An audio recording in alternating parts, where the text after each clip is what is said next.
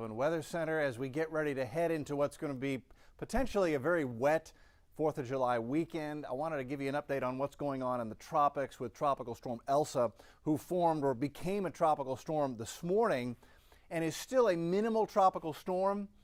This is an interesting one. First of all, Elsa, this is the earliest that we have ever recorded the 5th storm of the season, even earlier than last year's a very, very busy season. So we're off to a faster start potentially than even last year.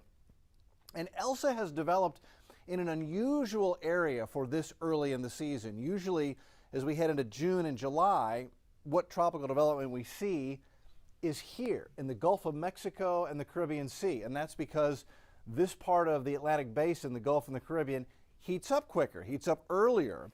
Usually we get sea surface temperatures here in the low to mid 80s early season, and that's where we see storms in June and July. But this one, Elsa, has developed way out here in the open Atlantic, where sea surface temperatures usually this time of the year are struggling to get to 80 degrees. But what's happened is the sea surface temperatures out there have warmed early. So this is the earliest 5th named storm on record since the satellite era, since the 60s.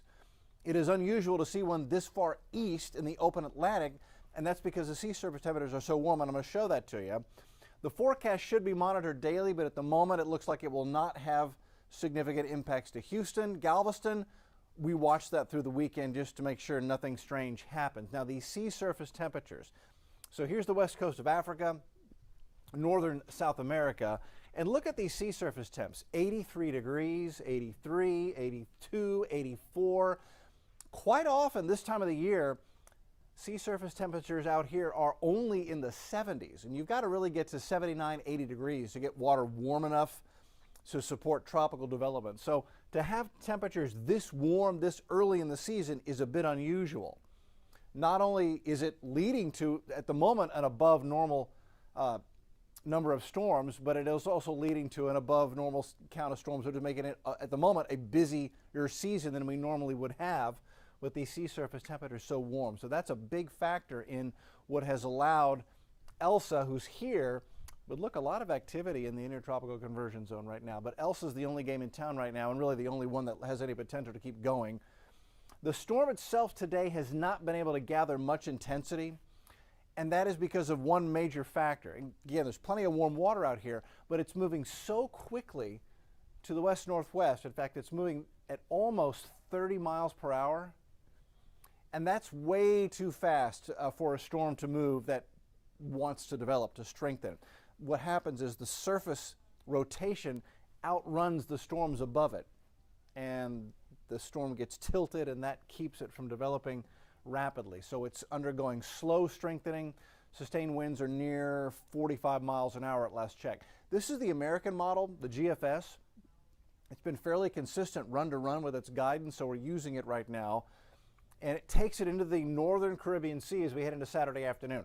It's interesting, in this position, if Elsa stays south of the island of Hispaniola, it could be in a position where it could hold together, it could strengthen. It stays over the warm waters of the Caribbean. But if it were to move just a few degrees north and interact with the island of Hispaniola, this is a very mountainous island. You've got mountain peaks here on the island that go up to 10,000 feet. They stick way up. That's another factor that could disrupt the circulation if it were to interact with the island a little bit more. So I'm going to be very curious watching over the weekend to see how it moves by the island of Hispaniola. After that, this is the latest run of the American model. It's the 18Z for you Mets at home. It does cross Cuba, and now this track takes it and moves it onshore between Tampa and Fort Myers as we head into Tuesday night, early Wednesday morning as a tropical storm. So Florida is facing a tropical storm, so gusty wind, tornado threat, heavy rain threat. But as far as this wind strength, at the moment it looks most likely this would just be a tropical storm threat. And if it does end up verifying this forecast, that type of a track would have zero impacts on the Houston, Galveston area and the upper Texas coast. I don't even think it's strong enough or close enough to really send out much in the way of increased wave activity. So that's what we're looking at right now, as long as that track holds. If it were to take a track further into the middle of the Gulf of Mexico, then we would certainly have increased surf. For For this storm to impact us with any significance, this track would have to be adjusted hundreds of miles to the west to come all the way across the Gulf toward Houston, and at the moment that looks very unlikely. Official forecast track from the Hurricane Center looks like this, with the cone now encompassing a big chunk of the Florida Peninsula.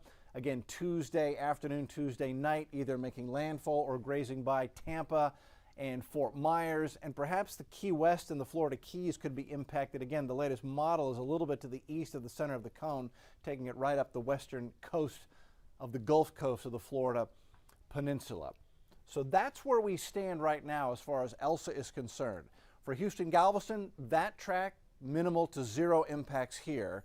For Florida, it would be a tropical storm, most likely. That's the forecast. 60-mile-an-hour tropical storm. They could handle that as far as the wind threat goes.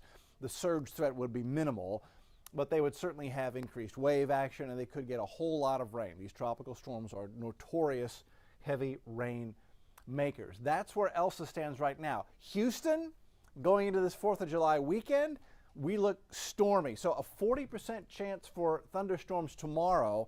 That's a little better chance than what we had today. And then Saturday is an 80% chance. Sunday is at least a 70% chance. And look at the rain chances staying elevated going into the first couple of days of next week. That's a lot of heavy rain potential. We could see several inches of rain. Street ponding, nuisance street flooding, I think is the greatest threat as we head through the weekend.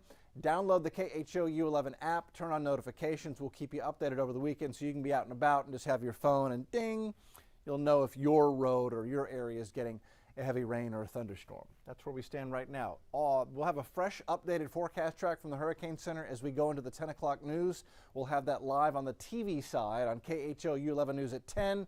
We'll see you then for a live update.